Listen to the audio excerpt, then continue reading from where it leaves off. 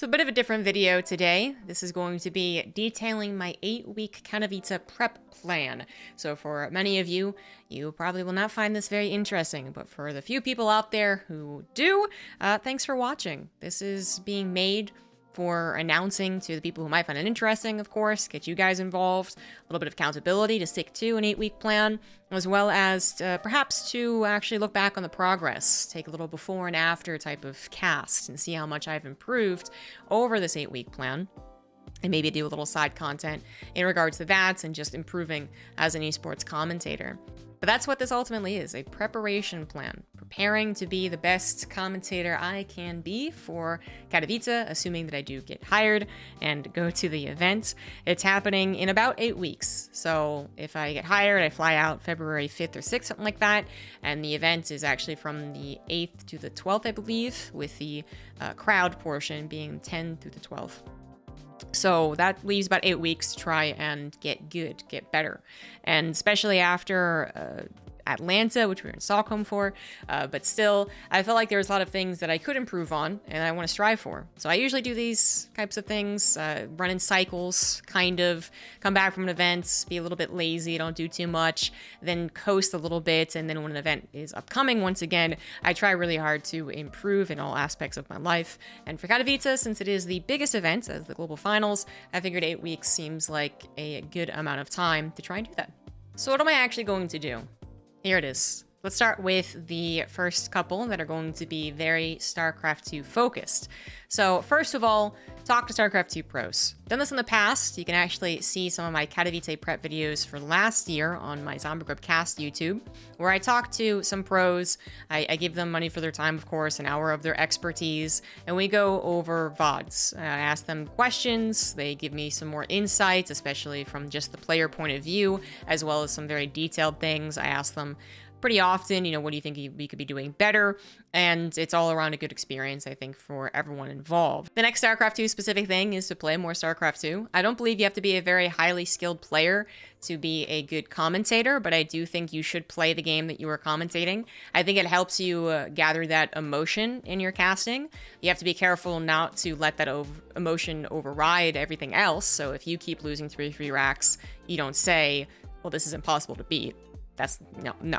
But you can appreciate more how well a Pro Loss player defends a 3 racks if you are there in the seat as well, having trouble against it. So I think that is something that is very helpful, and I do believe that it just kind of is like that idea, writing something down versus typing it kind of helps you memorize it. So if I was to be constantly forgetting what timing, this really important timing was, and if I actually tried to do it over and over again, I might actually get that lodged in my brain a bit firmer. So I do believe playing more of the video game that you're commentating is helpful, and so I plan to add some more StarCraft 2 ladder days with some very specific goals in them as well, as far as improving.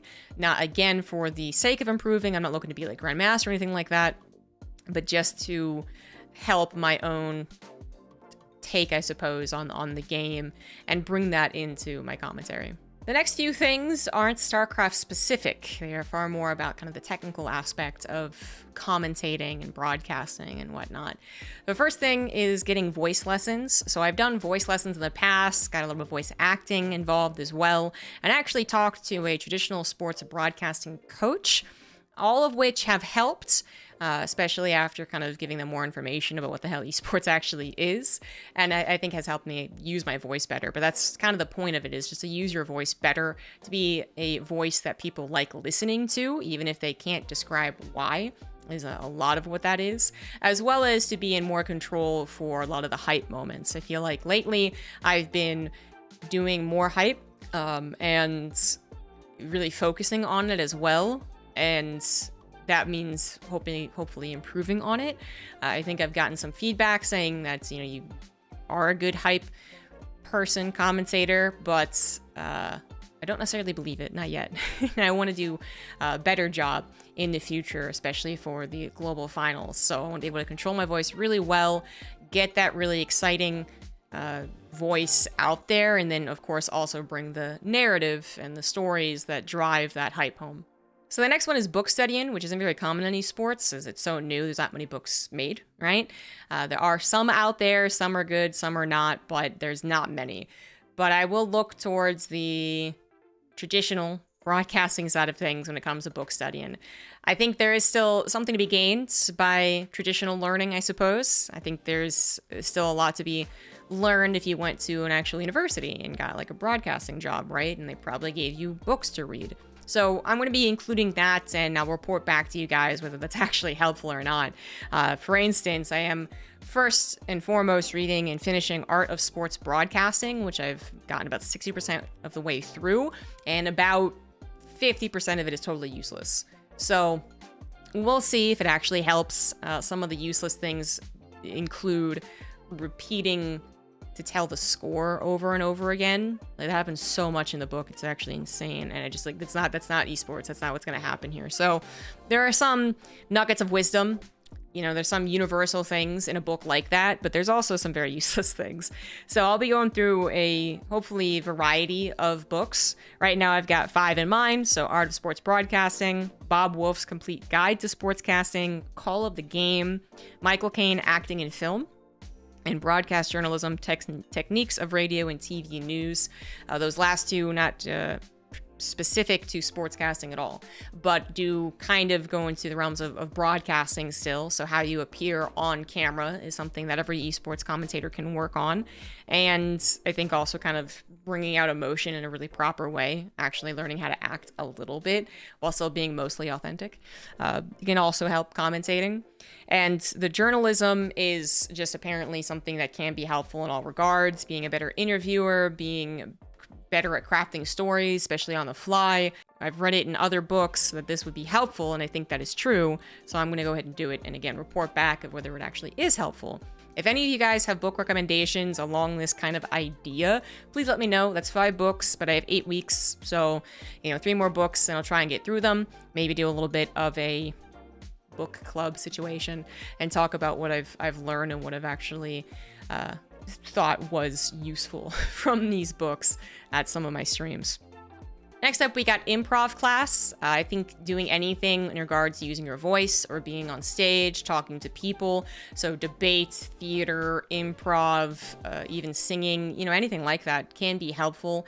But the most advised thing for everyone that I've talked to has been to do improv. And I think it's also the easiest thing to get a good experience from in 1 or 2 classes or workshops, or whatever you want to call them, or maybe going into some of the other things like singing and theater would take a lot of lessons to actually get something from it. Maybe I'm wrong, but improv's definitely the most advised class to take. So I'm going to try and find one, and that's my goal is 1 improv class before I leave. Last on the getting better at casting challenge here, I was just going to be doing more casting, but also maybe more specific casting, bringing in particular goals for each cast as opposed to doing what I have been doing, what most people do, which is getting online, casting, and then getting offline. It's a lot of what people do, and especially after you've done it for so many years, that brings a certain quality. That's not bad. But I think trying to really focus in, be like, I'm going to be really hype. I'm going to dumb things down a little bit. I'm going to be super analytical. I'm going to try this cadence versus that cadence. Even trying to mimic some of the other sports broadcasters, both traditional and esports, can be useful, apparently. I haven't done it yet, but this is something I've also picked up on from the traditional book Learnin that I think makes sense, that would be helpful. So more casting and some more specific goals of the casts. The next 2 things listed here are going to be more just on the content creation side. So a lot of these things are going to be more content. So more streams for StarCraft, streaming and uploading the pro lessons, and talking about the books that I'm reading, doing more casting. All those things are going to happen on the stream and uploaded to my YouTubes. But my YouTube sounds like an old person thing, but I do mean it literally. I have multiple YouTubes. And we do also have some just like pure content creation with the side of education. You know what I mean? Like a lot of these are first education, then second kind of creating content. This is more content that also helps. So Katowice player profiles. I did a lot of build-up videos to Atlanta. You guys all watched that. There was 4 or 5 of them. And while I thought that was still... it was good for a lot of different reasons. One of the things that really surprised me was just how useful it was for the actual broadcast. I mean, I know it was going to be somewhat useful, but I felt basically like I did all my homework by doing all that content. So I think it's great content and hype building, getting the word out as well, being an asset to the broadcast, not just by my commentating, but it also is going to improve my commentating, I think. And by player profiles, I do mean videos that are along the lines of Maru, here's why he's a big deal, here's his, scores, the data that's available, here's his biggest problems and his potential pitfalls, and anything like that, right? Just a video for each player that is going to be going to Katowice, which, by the way, is a lot of players, so it probably won't be the longest videos ever. The last one here is to get healthy, which I won't go into too many details. I think it's too personal. I mean, this includes, for me personally, basically doing more running. So I'm going to be doing a marathon plan, as well as just getting, consistent with it as well. And this might result in big goals being achieved. But at the very least, I think the goal that is going to be achieved no matter what, as you try to get healthier in life, is you're going to be more confident. And confidence is really important when you're on broadcast, when you're on camera, when your voice is going to be memorized by the internet. It is helpful, all right? So confidence and confidence builders have been an important part of my process as I've continued to improve at commentating. And the last thing here just says Sunday. Probably didn't know what that meant. It just means that this Sunday, I am going to be doing a little kind of stream, viewer day / fundraiser. It's going to be happening this Sunday. Be a fairly long stream and hopefully a lot of fun. So that's the plan, guys. Hopefully I will be a better commentator by the time Katowice rolls around. And again, hopefully I'm hired. Otherwise, this will feel a little bit useless.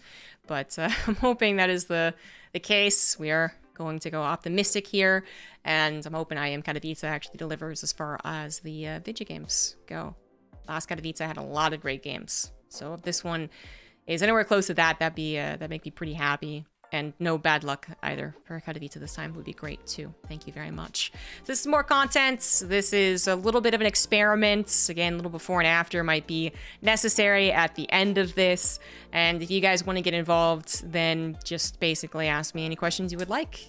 Or if, again, you have suggestions for things to read, or you think that something else should be added to something like this that you think would make me better at my job, then please suggest kindly, right? And that's it. Look forward to see you guys back on the YouTube, of course, but then also in my stream for more live chats. And I will see you guys later, hopefully with more StarCraft 2 stuff. Bye-bye.